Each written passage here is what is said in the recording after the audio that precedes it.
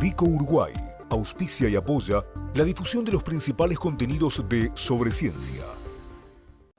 Lo veíamos al arranque del programa, ¿no? Hablábamos de agroecología y de la necesidad, aunque pueda parecer a veces un contrasentido, de generar muchísimo conocimiento, muchísima investigación científica para poder reemplazar a esos productos químicos que cada vez son menos deseados en los alimentos que consumimos y reemplazarlos justamente por cosas que tengan un origen natural, que sean sostenibles, que no colisionen ni con el ambiente ni con la salud de quienes vamos a ingerir esos alimentos. Así que en esa línea vamos a desarrollar esta conversación.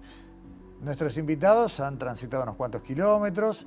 En el caso de quien es docente y de quien es estudiante, están en la Universidad Tecnológica, en la UTEC, en la sede de Durazno. Estamos hablando de la carrera de Ingeniería Agroambiental y, dicho esto, nos metemos en tema. Muchísimas gracias a María Umpierres y a Brian Pereira.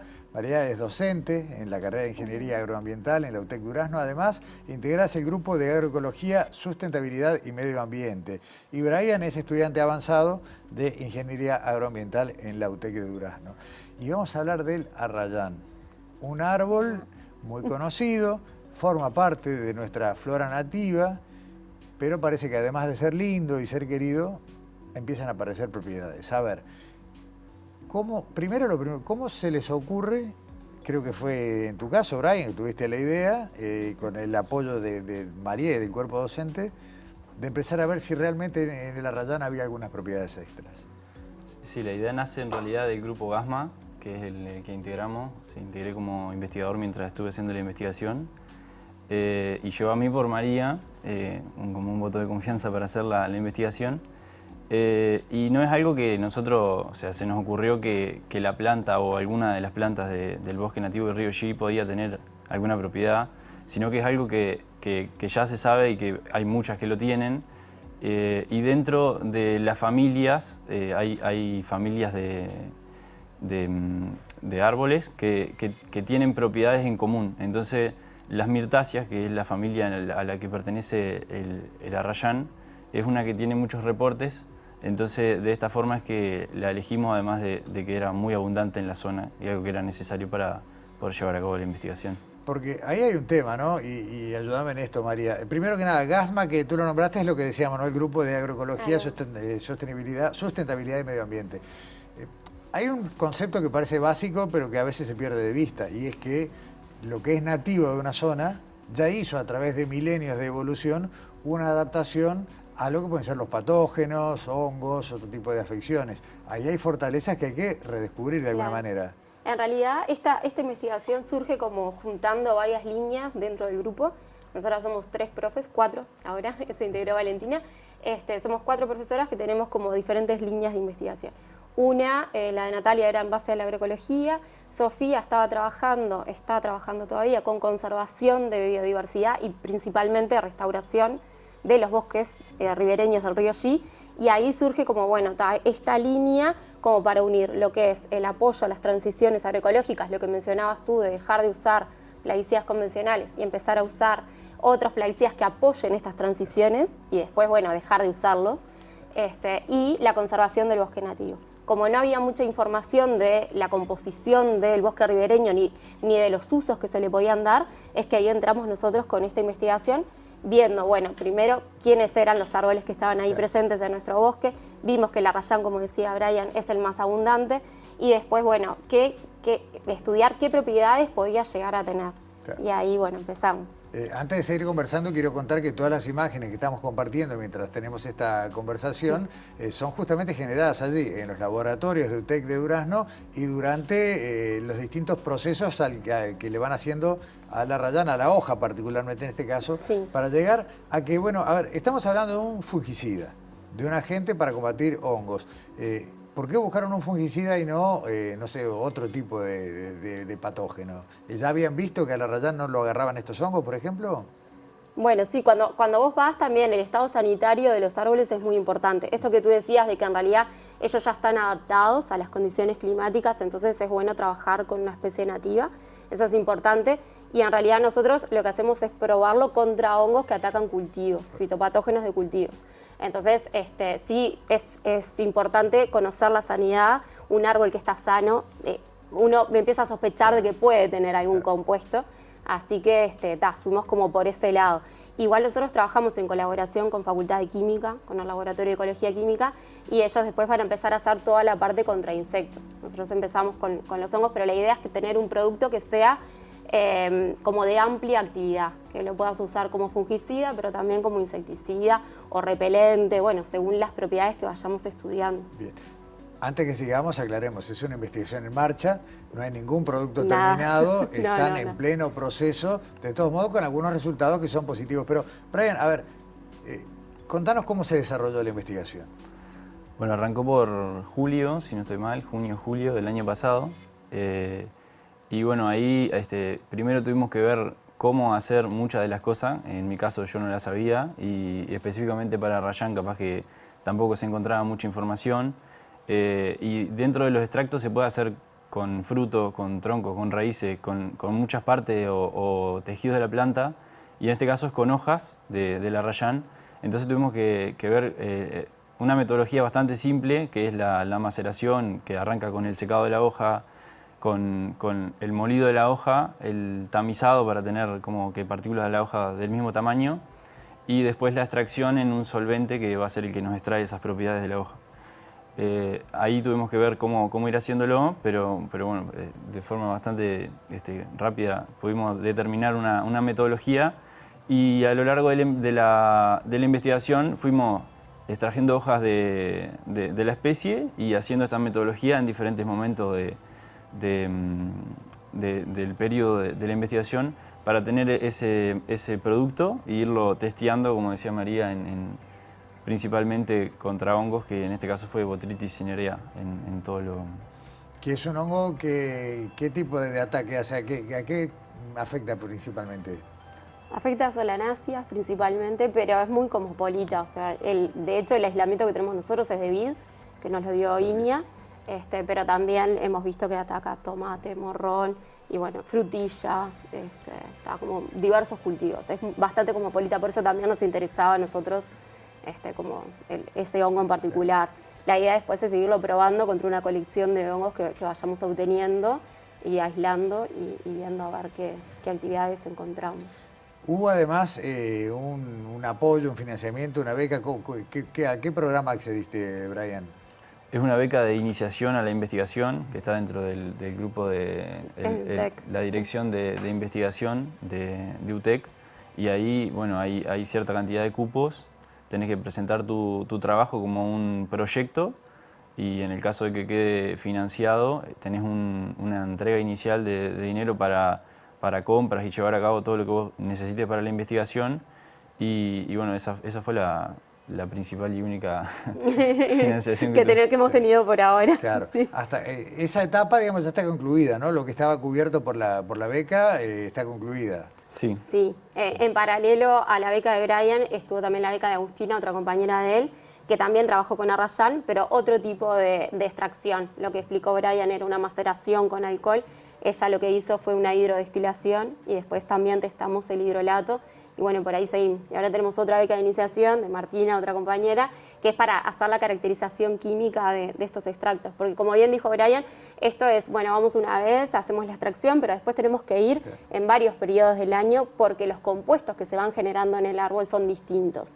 Entonces tenemos que saber cuál es la composición y en qué momento ese extracto es más activo frente a lo que estamos testando. No va a estar activo quizá todo el año.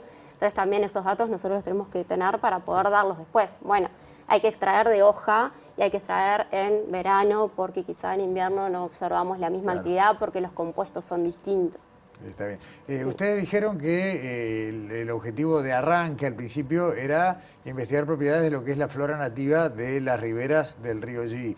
Y eso también habla bien de digamos, de la localización, no solamente estar en Durazno, que es una de las fortalezas de la UTEC, estar en muchas capitales y lugares importantes del interior, sino también generar más ciencia y más conocimiento de lo que hay ahí, y más las riberas de los cursos de agua que han sido bastante atacadas en nuestro país, y que necesariamente que hay que repoblarlas, ¿no? Sí, de hecho el bosque ribereño del río Yí está en un estado bastante deteriorado. Entonces la idea de un proyecto anterior que tuvimos que se llamaba Brotamonte era reforestar, pero bueno, para eso reforestamos un área, pero para eso tenemos que conocer primero qué es lo que hay ahí y cómo después las estrategias de reforestación que podemos llevar a cabo. Y una cosa importante es que, claro, cuando uno empieza a conocer lo que hay, empieza a querer más. Claro. Entonces es como una buena estrategia de conservación, ¿no? Conocer para poder cuidar. Como revalorizarlo. Exacto, tal cual. Voy a hacer una pregunta bastante gruesa, pero supongamos que esto funciona, ¿no? Y que se genera un producto ya escalable.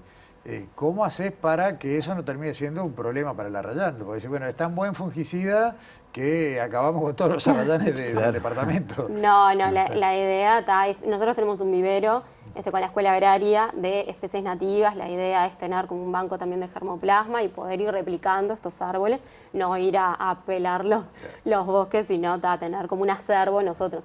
Después otra cosa es que se puede ir como purificando ese extracto y llegar a la molécula que es la principal responsable de la bioactividad que observamos y sintetizarla en el laboratorio. Hay como varias estrategias para no terminar matando a los árboles, que es lo que no queremos. La formulación ahí es muy importante también. De repente necesitamos pequeñas cantidades, no tanto, y podemos ir jugando con las formulaciones y viendo, y no necesitamos como tanto producto.